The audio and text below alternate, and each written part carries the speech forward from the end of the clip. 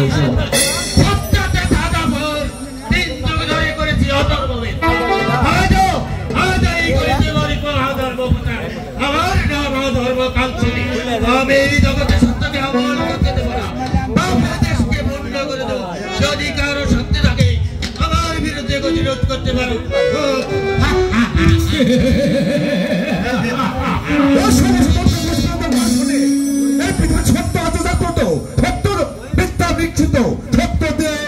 পৃথিবীতে মিথ্যাকে নিষ্কৃত বিলুপ্ত করে দেব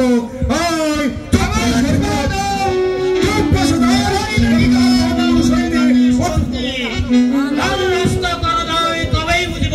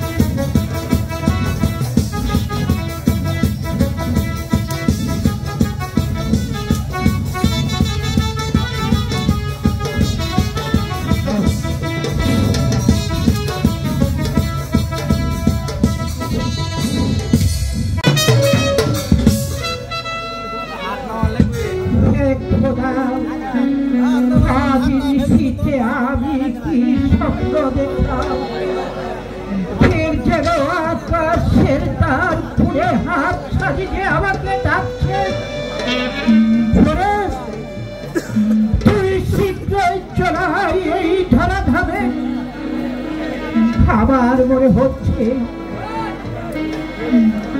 আমি আর বেশি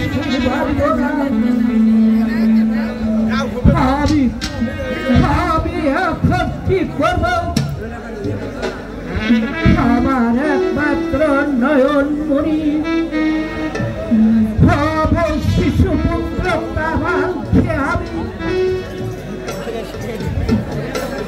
আর এই রূপনগর সিংহাসন তার হাতে আমি রক্ষণ করে যাব প্রহরী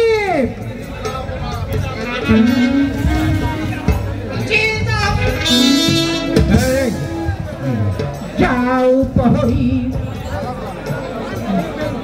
রুজির রক্ষার বেগম হোসনা বানু আর শিশু কামালকে দরবারে পাঠিয়ে দাও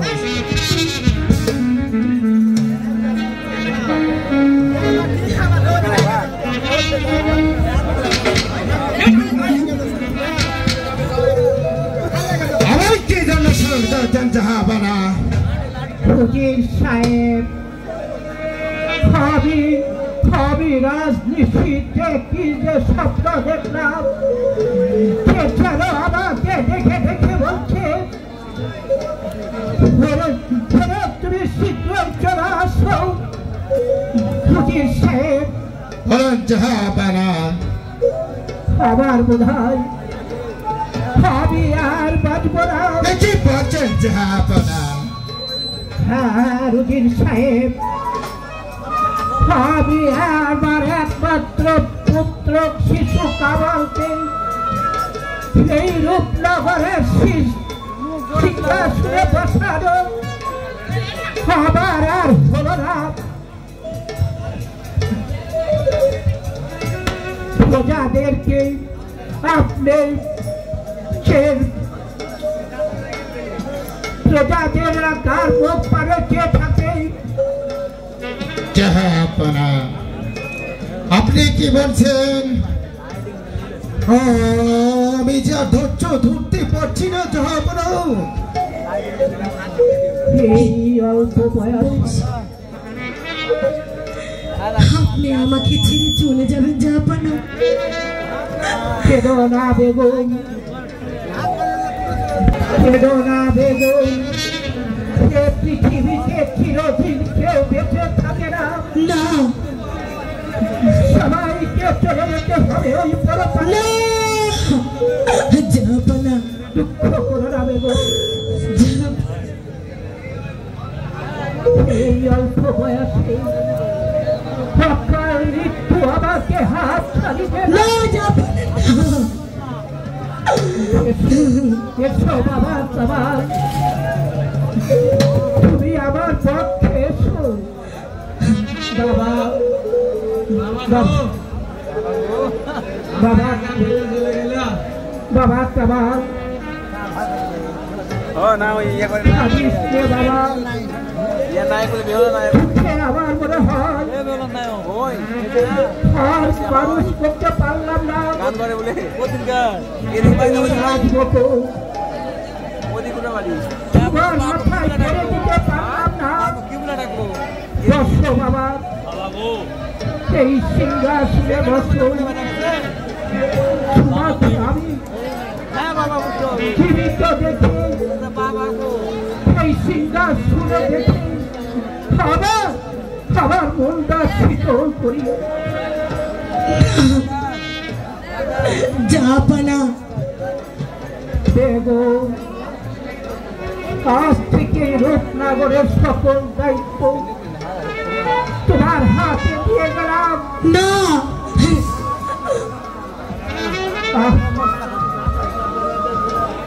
আমার উপযুক্ত না হওয়া পর্যন্ত সেই সিংহাসন রাজ্যভার তুমি দেখবে জাহাপানা কি দেখি বলছেন আপনি বেগম সাহেবা দেখবে এই রাজ্যভার এর জন্য তুমি চিন্তা করবে না হুজুর সাহেব আপনার তার পাশে রইলেন আবার এই রূপনগর সব সময় তাদের পাশে থাকবে আমি তাই করবো যারা আর আমি যদি আপনাদের পুরো অন্যায় বা কটু কথা বলে থাকি আমাকে ক্ষমা করে দিবেন কি বলছেন যারা জাহাপানা আমাকে ক্ষমা করে না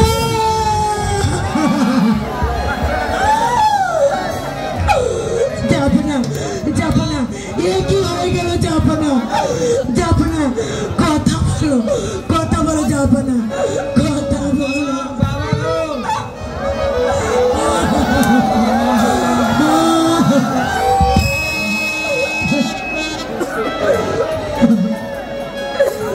জাহাপানা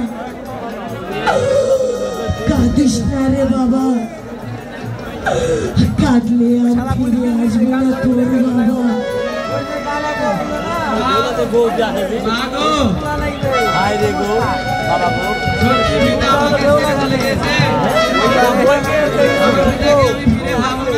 না রে বাবা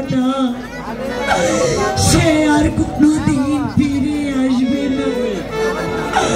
এসো বাবা কামা, চলে এসো।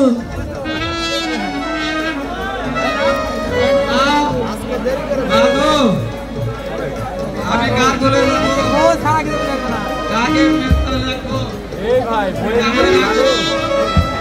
মা বলো।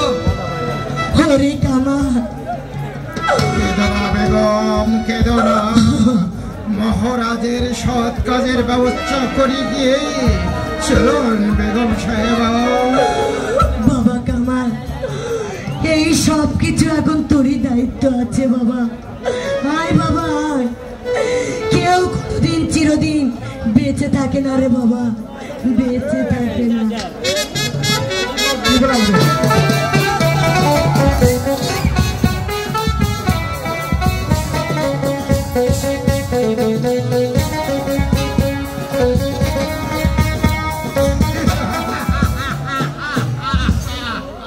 সেনাপতি জাফর আলী খান, এই বলুন উজির সাহেব। রূপনগরের মৃত্যুর পরে ওই বেগম হোসনা বানোর হাতে তুলে দিয়েছে এই রাজ্যভার। এখন ইচ্ছে করছে আমরা এই সিংহাসন দখল করি, তারপর এই সিংহাসন এই দেশ থেকে আমরা পরিচালনা করবো। তুমি কি বলতে চাও জাফর আলী খান? এই সিংহাসন দখল করলে রাজ্য প্রাকন্দলের সৃষ্টি হয়ে যেতে পারে। বেগম হোসনা বানো শিশু কামালকে হত্যা করলে আমাদের পথ হবে একেবারে পরিষ্কার।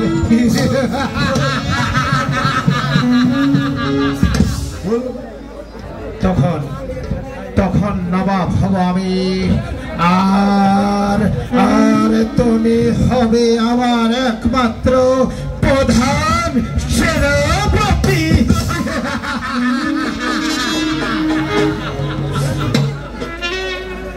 এই বেগম হোসনা বানোকে এভাবে হত্যা করলে এই রাজ্যটা কোন দলের সৃষ্টি হয়ে যাবে জনাব।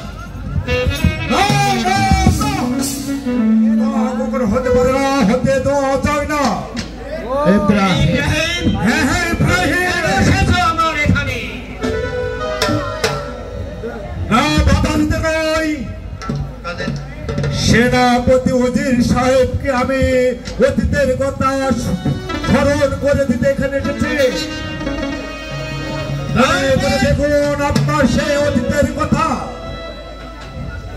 মনে করে দেখুন। একদিন আপনার পুত্র পরিজন অনাহারে হাহাকারে ক্ষুধার যন্ত্রণায় হাহাকার করে কাটছিল, আর তুমি পথে তাদের অন্ন জোগানোর জন্য ঘুরে বেড়াচ্ছিলে। দয়া করে নবাব আপনাকে সেই রাস্তা থেকে কুড়িয়ে এনে এই নবাব মহলে আশ্রয় দান করেছে। আর সেই কিনা নবাবের মৃত্যু হতে না হতেই আপনারা ভাবছেন নবাবের স্ত্রী এবং পুত্রকে হত্যা। ইব্রাহিম, বেরিয়ে যাও এখান থেকে।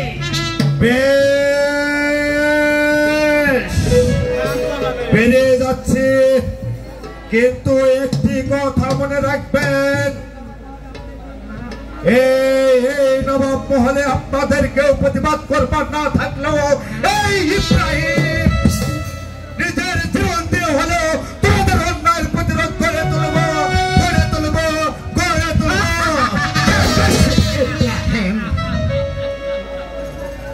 আর তুমিও জেনে রেখো ইব্রাহিম, আর তুমিও জেনে রেখো ইব্রাহিম, বেশি বাড়াবাড়ি করলে এই নবের হাত থেকে কিছুতেই রেহাই পাবে না, কিছুতেই রেহাই পাবে না। আর সহ্য হচ্ছে না জাফর আলী খান। চলুন উজির সাহেব, তাই চলেন জাফর আমাদের আলী খান। কর্তব্যের কাজ আমরা সমাধান করে দিই।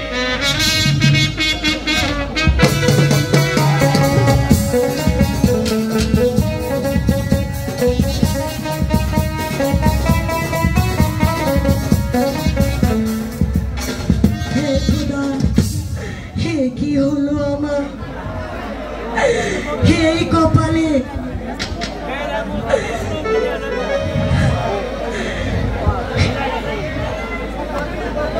স্বামী আমাকে একা ফেলে ওই পরকারে চলে গেল। এখন আমি আমার সন্তানকে নিয়ে কি করি? এই রাজ্য পরিচালনা করব। সর্বনাশ হয়ে গেছে বেগম সাহেবা, সর্বনাশ হয়ে গেছে।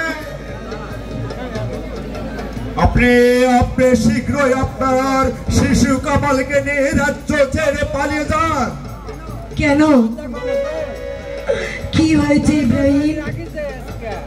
বেগম সাহেবা, আপনার উজির এবং সেনাপতি জাফর আলী খান আপনাদেরকে হত্যা আমাদের হত্যা করি তাদের না।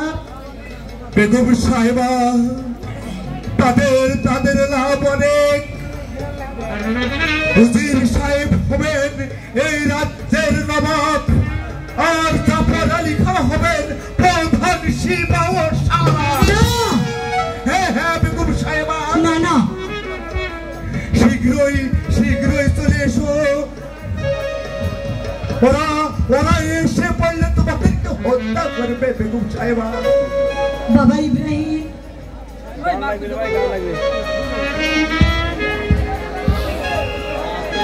আমি শত্রুর ভয়ে এই আমানত তুই আমি চোরের মতো পালিয়ে যেতে পারি না বাবা।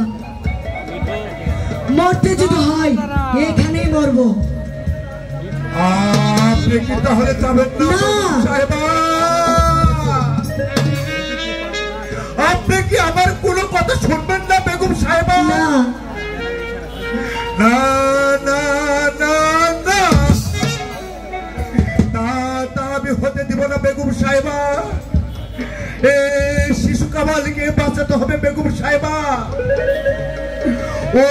ওই জালিম শয়তানদের বিরুদ্ধে রুখে দাঁড়াতে হবে, ভেঙে দিতে হবে তাদের অত্যাচারী মহল।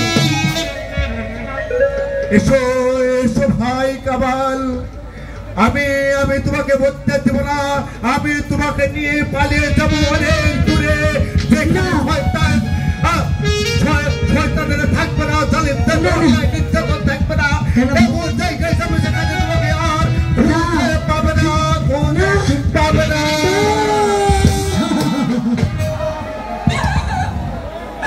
ইব্রাহিম,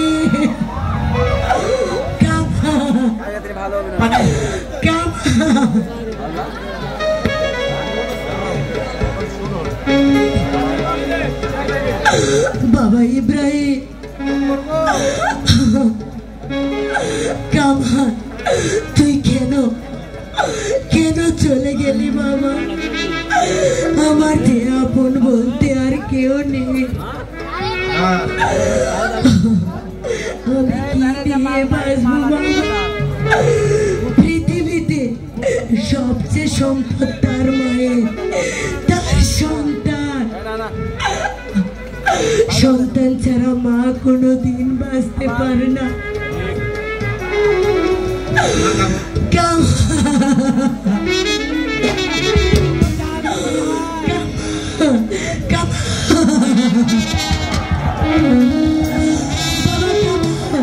বাবা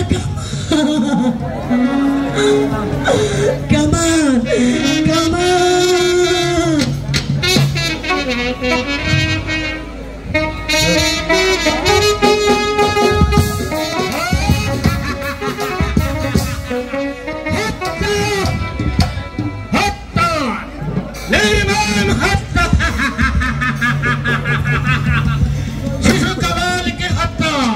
বেগম হাসনাবাদ তবে সেনাপতি জাফর আলী খান পরিষ্কার।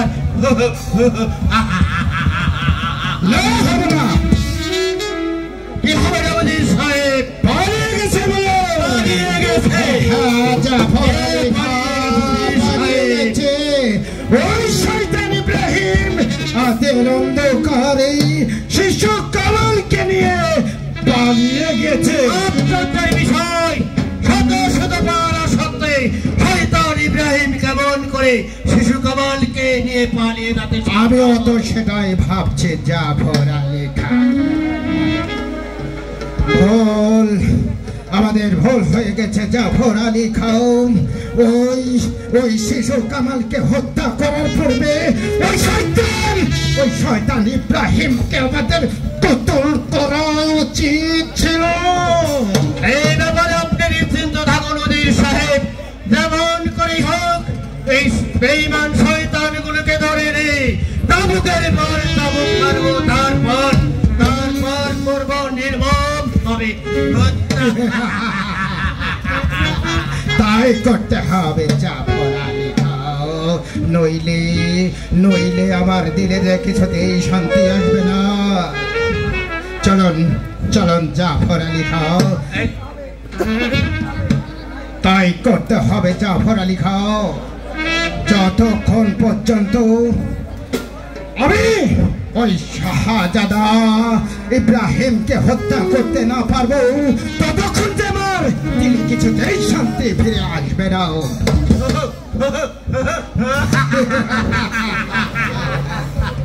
এটাই হলো উজির সাহেব। তাই চলেন জাফর আলী।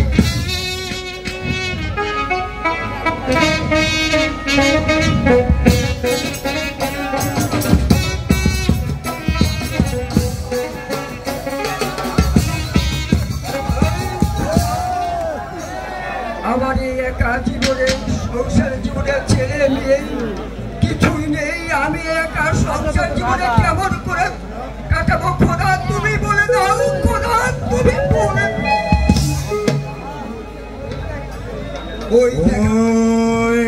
ওই যে দেখা যাচ্ছে চার সাহেব ইব্রাহিম কদম আলীর বাড়ি।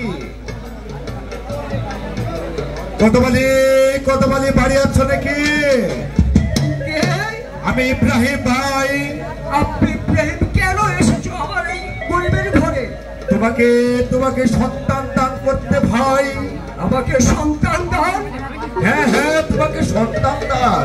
ইব্রাহিম আসুন ভিতরে এসো। এই নিশিরাত্রে কেন এসেছেন এই গরিবের ঘরে? এই ছেলেটিকে আমি তোমাকে দান করতে এসেছি কদম আলী ভাই। তুমি তাকে আদর যত্ন করে মানুষের মতো মানুষ করে গড়ে তোলেবে ভাই। আপনার মেহরবানি আমাকে ছেড়ে দান করবেন। হ্যাঁ। আমার সৌভাগ্য। হ্যাঁ ভাই, হ্যাঁ, আমি তোমাকে ছেড়ে দান করবো। নাও ভাই, এই শিশুটিকে আমি তোমার হাতে তুলে দিয়ে গেলাম, কিন্তু একটি কথা তোমার কাছে অনুরোধ করে যাচ্ছি ভাই। তুমি আমার এই শিশুটির পরিচয় গোপন রাখবে ভাই। তাই হবে ইব্রাহিম। সে চিরদিন তোমারই থাকবে, তোমারই সন্তান বলে সে সমাজে লালিত পালিত হবে। ভাইয়া, তুমি আমাকে ফেলে চলে যাবে? ওরে ভাই,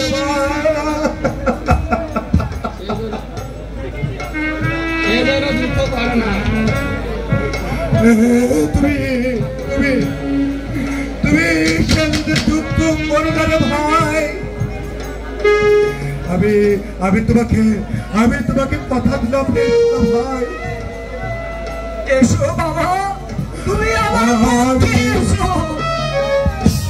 আমি মাঝে মাঝে আসে তোর সঙ্গে সাক্ষাৎ করে যাবো রে ভাই। আসি রে ভাই, আসি। বিদায় রে ভাই। খোদা, তুমি আমাকে সন্তান দিয়েছো, আমি তোমার কাছে চিরকৃতজ্ঞ।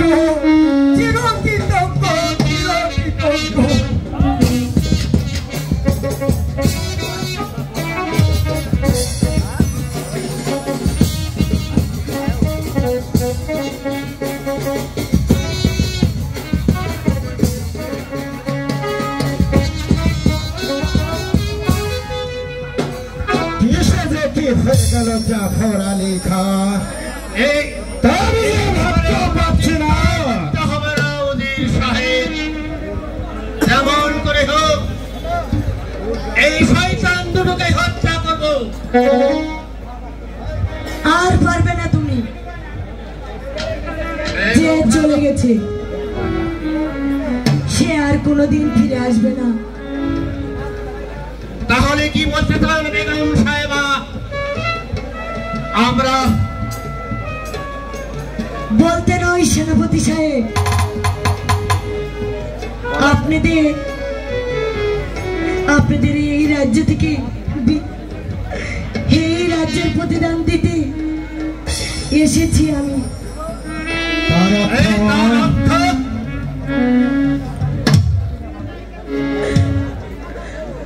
খোদা দাতাকে মৃত্যু লিখিনি,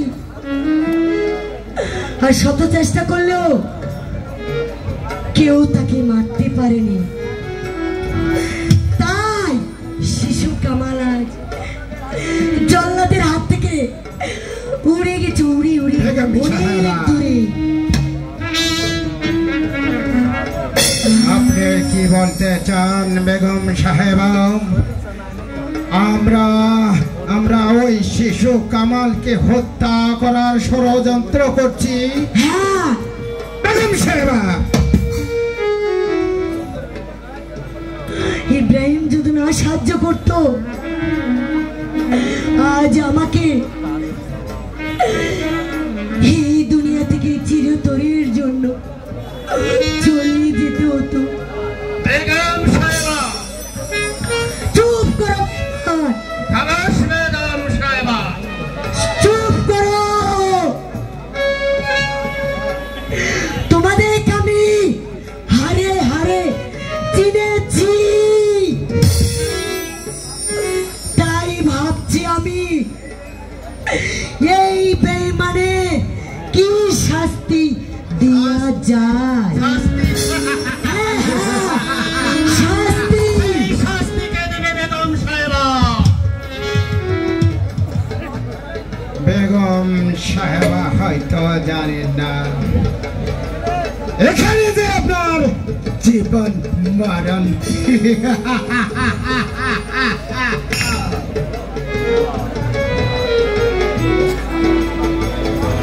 আমরা এই নবাব মহলের সবাইকে এক এক করে অর্থের বিনিময়ে কিনে নিয়েছি। যদি আপনার ভাগ্যকে স্বপ্ন শক্ত রাখতে চান, তাহলে এখানে থাকতেই হবে বেগম সাহেবা, নইলে আপনার স্থান হবে ওই অন্ধকার।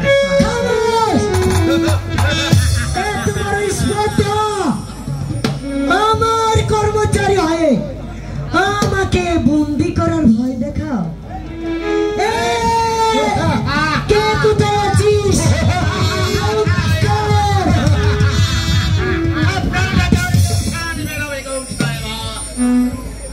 আমরা রাজ্যের সবাইকে অর্থের বিনিময়ে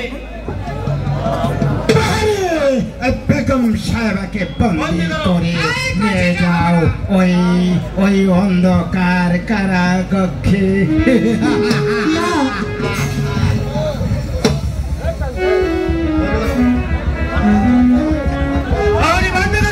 বেগম সাহেবাকে অন্ধকার কারাকক্ষে। ও খোদা, এই লিখেছিলে তুমি আমার কপালে,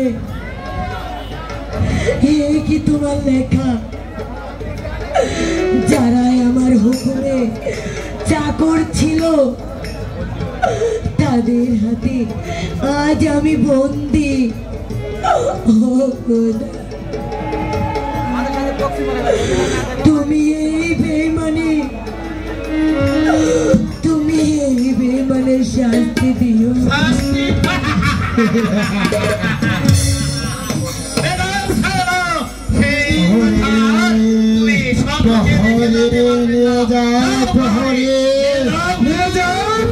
অন্ধকার কারাকক্ষে। না না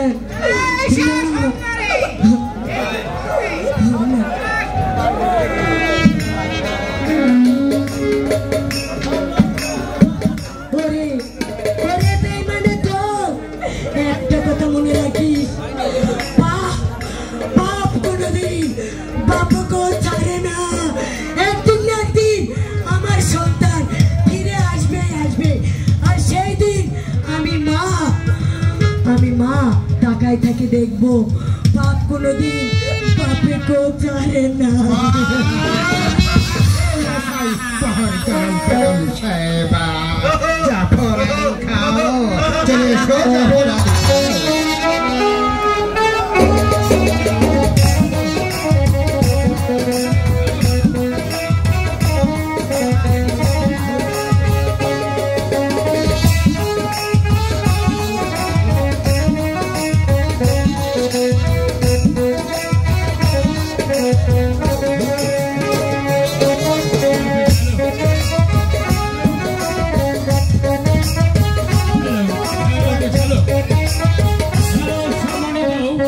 সম্মানিত দর্শকবৃন্দ, আপনারা